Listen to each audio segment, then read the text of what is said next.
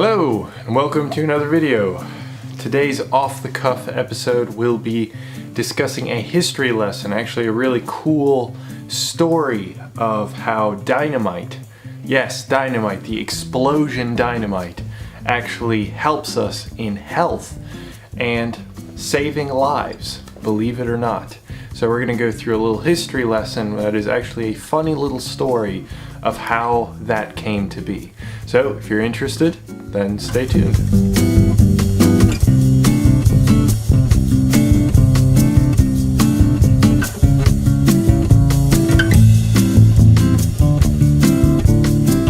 Alright, so the beginning of this story, this kind of interesting, funny tale, begins in the early 1800s with a chemist by the name of Ascanio Sobero. I hope that I've pronounced that at least somewhat correctly.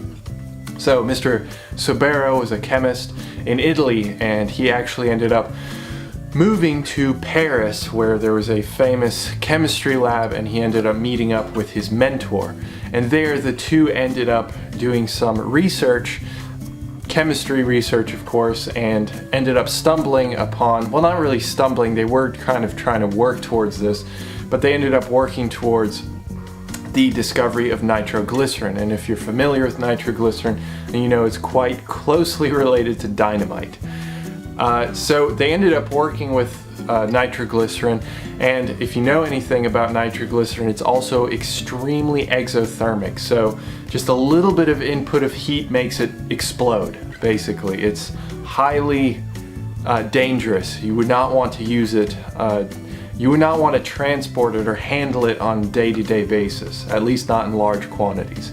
So that said, Sobero and his colleague made a bunch of different experiments with it, and they ended up going through the usual basic research, but they also ended up tasting it.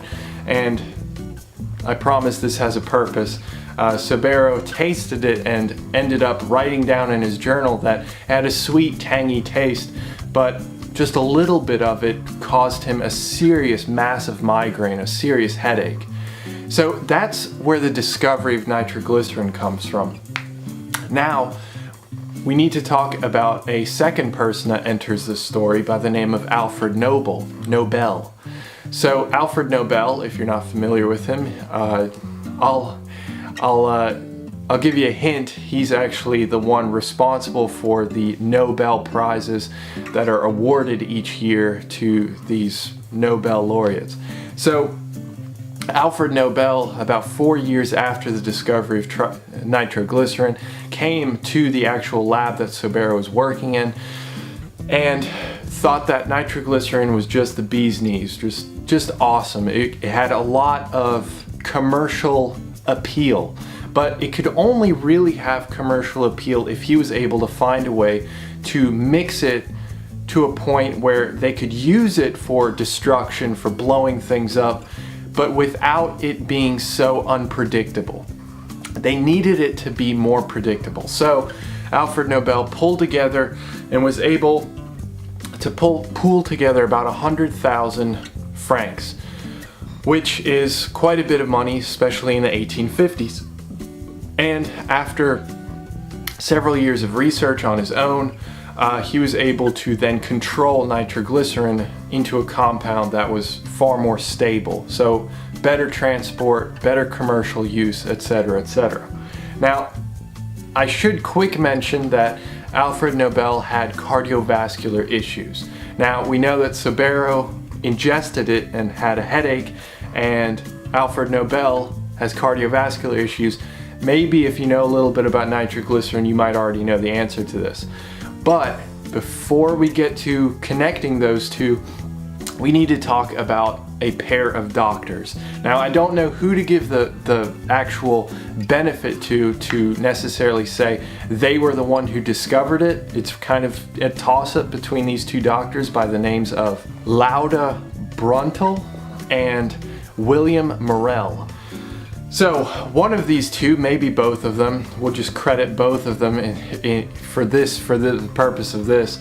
And we can say that these two doctors ended up, for some odd reason, ended up using nitroglycerin on one of their patients, a woman that was suffering from angina. If you're not familiar with what angina is, that is pain in the chest. So typically accompanied with a heart attack, but can also be just a degree under a heart attack. So just general pain in the chest from kind of blockages in those arteries, blockages in those veins.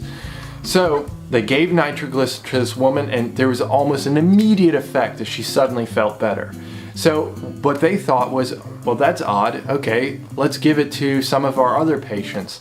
And it turned out that yes, it helped them as well. So it turns out that nitroglycerin is actually not only a highly deadly explosive, but can actually be used to vasodilate our arteries. And vasodilate meaning that we open up our arteries, we open up our vessels, we open up all kinds of different veins and capillaries and all those arterioles. I mean, all the little teeny pieces that allow us to carry blood to and from the heart. So if you've got cardiovascular disease and you've got that plaque buildup inside those arteries, being able to open that up and allowing more blood through, specifically during a heart attack, is really important. So that's the physiological, the medical benefit of nitroglycerin. However, the story doesn't necessarily stop there. Actually, and I should relate this back to Alfred Nobel. It's funny enough that one of the people that was so instrumental in actually discovering nitroglycerin for its explosive benefits was actually about 4 to 6 weeks, some weeks before he died from his cardiovascular disease. He was actually prescribed nitroglycerin, to which he thought was actually absolutely preposterous, that the thing that he had used to try and figure out a commercial way of selling this explosive was going to be used in his body to help him deal with his cardiovascular disease. So he ended up not taking nitroglycerin, and 4, 5, 6 weeks later he ended up passing away from his illness. So he might have lasted longer if he had taken nitroglycerin. And if you're wondering if nitroglycerin is still being used today, yes it is. As a matter of fact, a lot of people that have severe cardiovascular disease tend to carry little minute nitroglycerin tablets to allow them to stave off a heart attack. So let's say if you have a serious complication suddenly that's related to cardiovascular disease, then you can put one of those under your tongue, and typically that actually alleviates your symptoms. Of course, you should probably go to a hospital after that, but it does save lives. So it quite literally, from an explosive, we went to the almost exact same compound, went and ends up saving lives even today. I thought that was such a cool story about going from chemistry, going from a completely non-physiological benefit to a physiological medical benefit that can be used and is used in everyday life.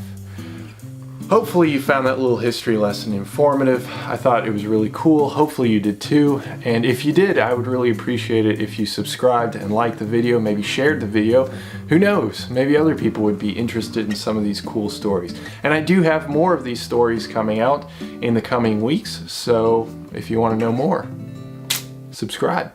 Yep, let's do it. See you in the next video.